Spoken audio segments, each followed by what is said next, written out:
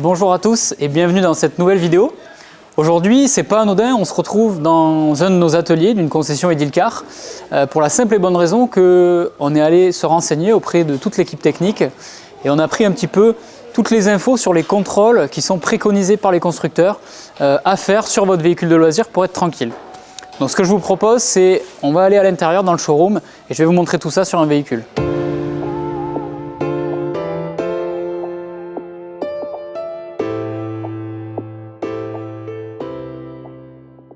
Salut Marie. Salut Thibaut. Alors Thibaut, on ressort des ateliers Edilcar et il y a un élément qui ressort énormément, c'est le contrôle d'étanchéité. Oui.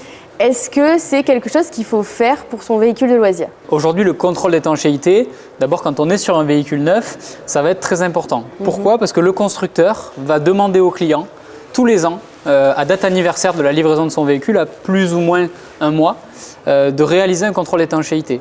Ce contrôle-là, il va permettre de maintenir la garantie du constructeur pour l'étanchéité. Aujourd'hui, peu importe le constructeur, ça peut varier de 5 à 7 ans, il y en a même qui font un petit peu plus, je crois.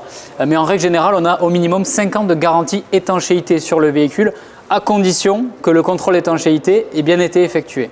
Quand on est sur un véhicule d'occasion, donc là c'est un cas différent qui n'est plus garanti par le constructeur, ça devient plus obligatoire, mais ça va être quand même conseillé. Il y a un autre aspect aussi, c'est qu'une extension de garantie, même par le financement, s'il y a un défaut d'étanchéité, ils vont demander le contrôle d'étanchéité annuel depuis la date de livraison du véhicule. Donc c'est pour ça que c'est quand même bien de le faire vraiment tous les ans, c'est une vraie sécurité. Ok, très bien. Et en quoi ça consiste concrètement un contrôle d'étanchéité? Alors là, on va rentrer un petit peu plus dans la partie technique. Dans un premier temps, les techniciens vont se référer à ce que le constructeur préconise. Ça va dépendre un petit peu des marques et des modèles. Je te fais un petit peu un résumé de ce qui se pratique. Dans l'ensemble, il faut arroser le véhicule. Alors ça peut être plus ou moins longtemps. Il y en a qui vont laisser très peu. Il y a des constructeurs qui vont préconiser d'arroser le véhicule pendant 20 minutes. D'accord. Ça diffère de l'un à l'autre. Une fois que le véhicule a été arrosé, il y a plusieurs contrôles qui vont être faits. C'est-à-dire que le technicien va passer du temps dans le véhicule, visuellement dans un premier temps, à voir s'il n'y a pas d'entrée d'eau. Et après, on a des appareils qui commencent à arriver et vraiment à s'améliorer d'année en année, qui nous permettent de contrôler la présence d'humidité dans le véhicule. Et donc, quels sont les endroits les plus sensibles justement à cette humidité?